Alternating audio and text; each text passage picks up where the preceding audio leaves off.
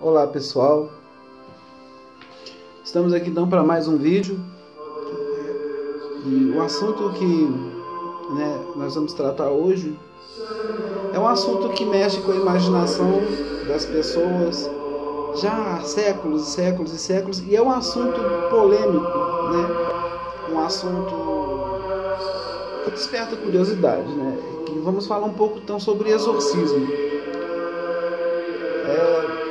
Mais especificamente, claro, vou falar hoje sobre o exorcismo católico, o rito de exorcismo católico, que talvez seja aí o mais famoso, por causa de ser da Igreja Católica, e também os filmes usaram muito para contar histórias, para relatar também, assim, para ganhar dinheiro, claro, e também para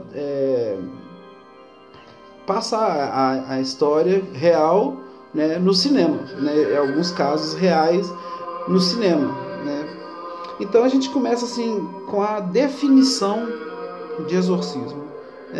O que de fato é um exorcismo? O exorcismo ele é diferente de uma manifestação. Lembrando que manifestação não é um nome formal, um nome oficial. Manifestação é o que acontece, é o nome dado para expressar o que de fato acontece. É uma manifestação de um espírito maligno que acontece às vezes num momento de oração forte.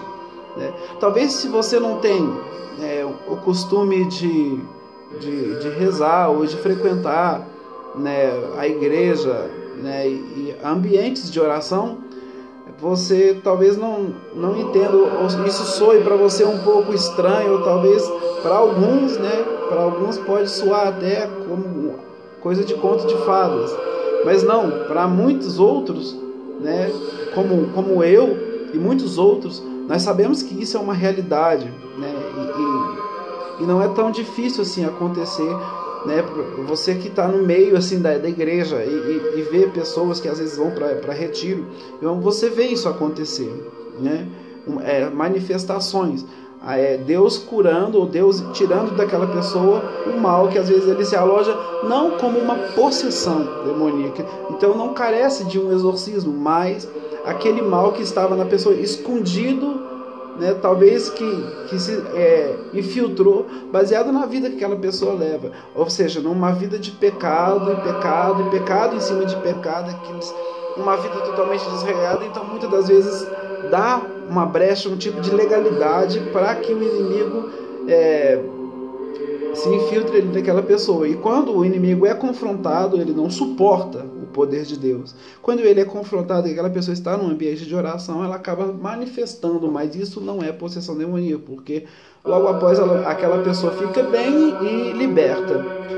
E isso acontece quase sempre, Em outros casos, o que as pessoas também julgam ser manifestação de um espírito maligno, um espírito demoníaco, na verdade às vezes não é, às vezes pode ser um trauma de gestação, algo que envolve mais a questão do subconsciente.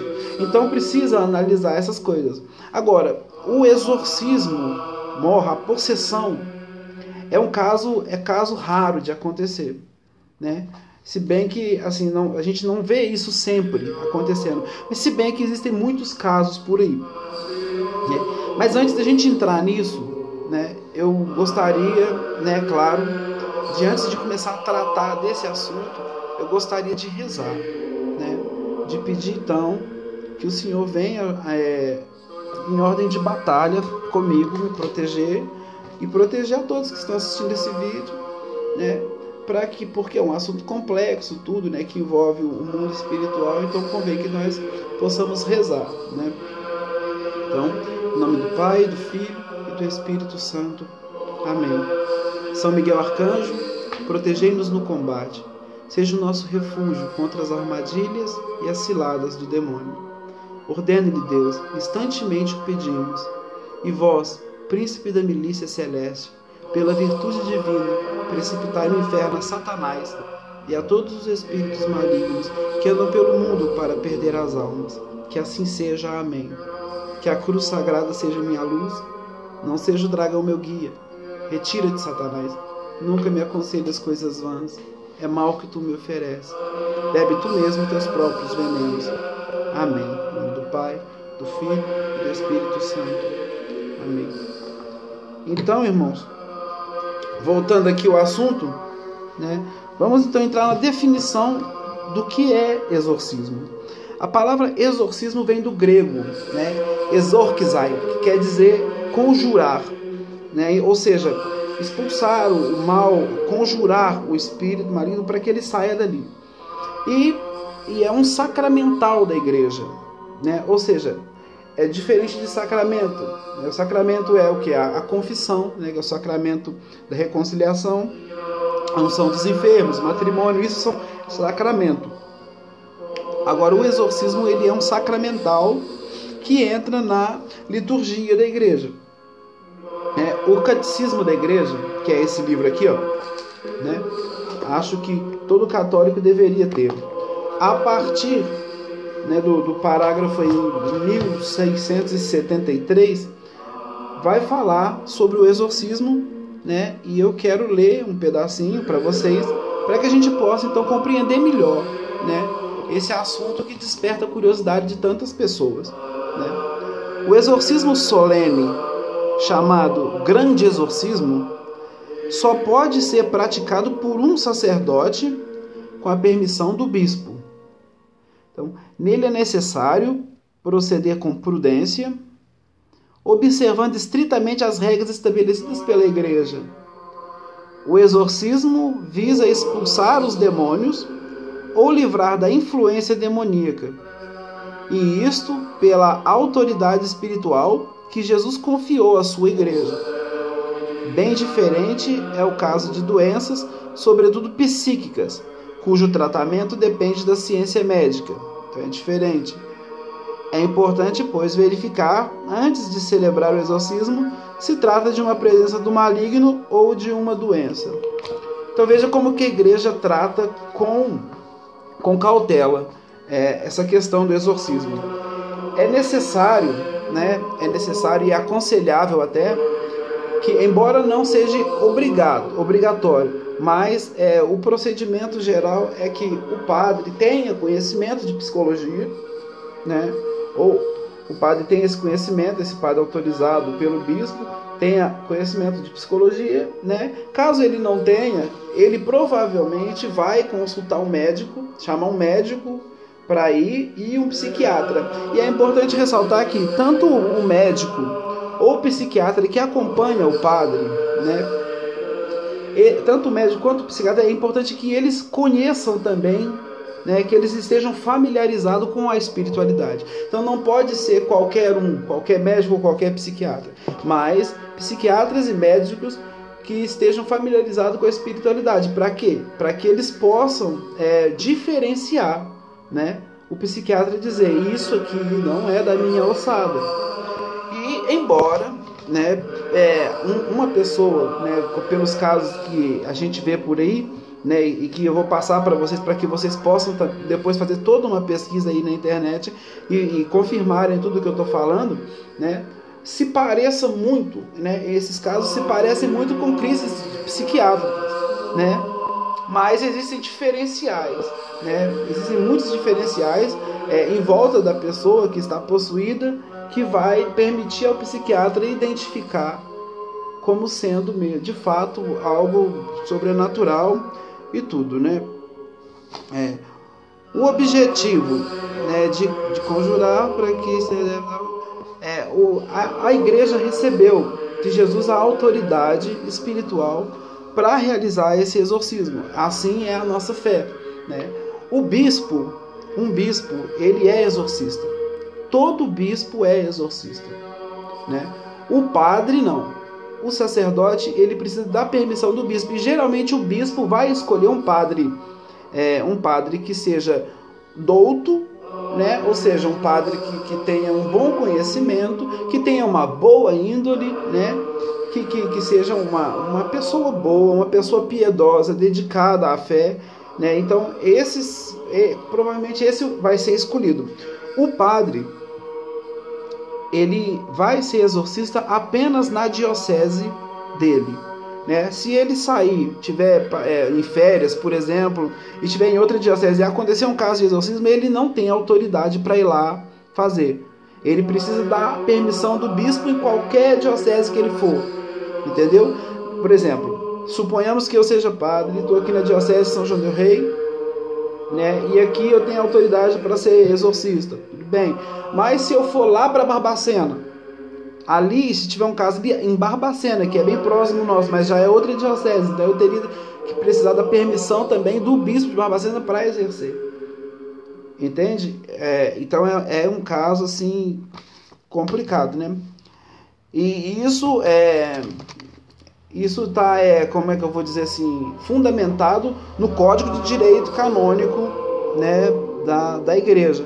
Então, todo católico deveria ter o catecismo e um Código de Direito Canônico. Eu não tenho o Código de Direito Canônico ainda, né, ainda não comprei, mas eu tenho aqui assim fragmentos dele, né? E tudo isso, essa explicação que eu dei, né, sobre o bispo, que o bispo é exorcista e o padre que só pode ser exorcista se o bispo indicar, isso está no Código de Direito Canônico. Se alguém tiver, né, você pode ver na íntegra aí como é que eu vou dizer assim, talvez com mais conteúdo, né? Lá no parágrafo 1172 do Código de Direito Canônico, né? E agora então, falando sobre essa questão do exorcismo, eu quero dar aí alguns exemplos, né? Deixar para vocês pesquisarem sobre isso, né? Alguns exemplos do que aconteceu já, né? De casos que aconteceram de exorcismo, né? E o mais famoso, né? Baseou o filme O Exorcista, né? Que é de um menino conhecido como R. Eles geralmente protegem a identidade dessas pessoas, claro, né? Na medida do possível, né? Hoje em dia é muito difícil com a internet, né? Mas esse menino é conhecido como R, e o caso dele foi em Maryland, no subúrbio de Washington, na capital dos Estados Unidos. Isso aconteceu em 1949. Ele começou a ficar estranho, né? Depois que uma tia dele morreu, né? E ele começou a ver barulhos em casa, aquela coisa bem poltergeist, né? Barulhos em casa, fenômenos paranormais e tudo, né? E assim ele foi gradativamente piorando, né? Esses casos de exorcismo, a pessoa sofre muito, né? Geralmente ela emagrece, perde peso, perde as faculdades mentais, porque o inimigo toma posse daquilo, né? Toma posse de todo o corpo, né? E alguém pode perguntar, mas por que Deus permite? Por que Deus permite? Primeiro, existem dois motivos. O primeiro, um motivo óbvio, né? É a pessoa que pode entrar ali numa vida de pecado e está aberta a todo tipo de manifestação, até mesmo de uma possessão, né? Porque leva uma vida totalmente desregada, no cujo ela usa o livre-arbítrio que Deus deu para rejeitar o próprio Deus. Então, né, Deus não invade nada, agora o inimigo invade. Então esse é um dos pontos que pode causar aí a possessão. Agora, sendo eu bem sincero, os casos que eu conheço eram pessoas boas, né? Pessoas que não tinham essa vida assim, né? No caso de possessão mesmo, né? Manifestação eu já vi muitas, né? Então, geralmente manifestação é mesmo por causa dessa vida de pecado toda que a pessoa leva. Agora, o segundo motivo da possessão, e é um motivo um pouco difícil para muitos entenderem, Deus permite sim, mas para que se converta em bem para aquela pessoa, ou para que através daquelas manifestações, daquela possessão, a pessoa contribua com o projeto de Deus. Ou seja, no caso de Annelise Mitchell, que depois vou contar, eu vou terminar esse do garoto, mas quero só dar uma palhinha no caso de Annelise Mitchell, né? E que Nossa Senhora revela para ela numa aparição, que ela pergunta a Nossa Senhora por que os demônios não saíam dela, e Nossa Senhora disse que os demônios ficariam onde estão, porque ela fazia parte de um plano para mostrar para o mundo, né, para mostrar para o mundo a face do mal. E uma vez que o mundo acreditasse no mal, se voltaria para Deus, E Deus poderia então curar aquelas pessoas, né? E Nossa Senhora deu a ela a opção: você pode vir comigo agora. Depois de Annelise Mitchell sofreu muito. E num desses dias Nossa Senhora aparece para que possa conduzi-la até o céu. E Nossa Senhora, depois de explicar para ela por que ela estava passando por tudo aquilo, Nossa Senhora deixa a opção: você pode vir comigo agora ou continuar ajudando Deus no projeto. E Annelise Mitchell escolhe continuar, né? Vou continuar no seu corpo, padecendo ali pelos ataques demoníacos e mostrando para todas as pessoas à sua volta, porque depois a gente vê, como Jesus disse, né? Conhece-se a árvore pelos frutos. Então muitas pessoas foram curadas, muitas pessoas se converteram através do caso de Annelise Mitchell, né? E quando ela aceita voltar, ela dura apenas algumas horas, acho que menos de um dia depois ela vem a falecer, né? E ela escreve uma carta, né? E essa carta está no processo de beatificação dela. Ela escreve uma carta contando tudo isso, o motivo pelo qual ela estava passando, né? Eu vou dar mais detalhes sobre esse caso, mas antes quero terminar esse caso do menino, né? E desse menino conhecido como R. No primeiro exorcismo, né? Quando chamaram o padre para ir ver esse menino, ele num ataque de fúria diante da oração que o padre começou a fazer, ele fere o padre no braço com uma mola da cama. Então precisou dar ponto no braço do padre, né? Isso em caráter de curiosidade, né? E de lá então foi produzido o filme Exorcista. Agora quero deixar claro, né, para vocês: o filme Exorcista é um filme. Lógico, o menino não ficou deformado daquele jeito, aquilo tudo. Isso é para que as pessoas se prendam no filme, né? Para dar um toque de sensacionalismo cinematográfico, aquilo tudo, né? A realidade não é daquele jeito, né? Mas o filme Exorcista foi baseado nesse caso desse menino de Maryland, né? Em Washington, né? Na capital dos Estados Unidos ali, no subúrbio de Washington. Né? E o caso de Annelise Mitchell, que eu contei um pouco aqui, ela era uma menina da Alemanha, né? E o exorcismo dela aconteceu entre 1975 e 1976. No YouTube você vai encontrar, né? Se você tiver interesse, coragem, sei lá, você vai encontrar a gravação, né, em áudio do exorcismo dela, né? Eu quero dizer para você assim, só mesmo em caráter de curiosidade, porque não vai te edificar em nada e não é bonito de se ouvir, é algo terrível, mas tá aí, você digitando Annelise, o exorcismo de Annelise, talvez tenha dificuldade de escrever Mitchell, mas se você escrever exorcismo de Annelise, você vai encontrar aí, e por essa referência você acha aí os vídeos e acha a matéria sobre ela, fotos e tudo, né? Ela era uma menina linda e foi definhando, emagreceu muito, e vocês podem ver tudo isso aí na internet, né? Inclusive o caso. Eu pessoalmente não aconselho que vocês escutem a gravação, mas eu sei que a maioria vai lá ouvir, então tá aí para vocês, né? Essa informação aí. E existe um outro exorcismo que eu confesso, eu não sei muito a fundo sobre o caso, né? Não deu tempo de pesquisar também sobre ele, mas posso falar uma próxima vez, quem sabe, né? Especificamente sobre esse exorcismo, que eu não tenho muita informação, que é o exorcismo de Marta, que é uma menina espanhola, e o que eu sei é que o padre é um padre bastante famoso, que é o padre Forteia, um exorcista muito famoso, e o caso de Marta começa em 2002, né, onde também ela passa por esse processo aí de exorcismo, né, e o padre vem cuidando dela, a família procurou o padre, né, e é isso. Essa questão do exorcismo, né, é importante saber, muita gente não acredita, e é um direito, né, de todo mundo não acreditar. Agora, a questão é séria, né? Porque muita gente acha que é um conto da carochinha ou coisa de fundamentalistas, tal, e não é. A questão é muito séria, tão séria que existe uma equipe médica para acompanhar, psiquiatras e tudo. Então você vê, isso a questão do exorcismo entra nas camadas de saúde até. né, nas camadas de saúde e tudo, né? No caso de Annelise Mitchell, né, os padres aconselharam a menina, e ela também já estava convencida de que o mal dela era espiritual, e parou de tomar o remédio.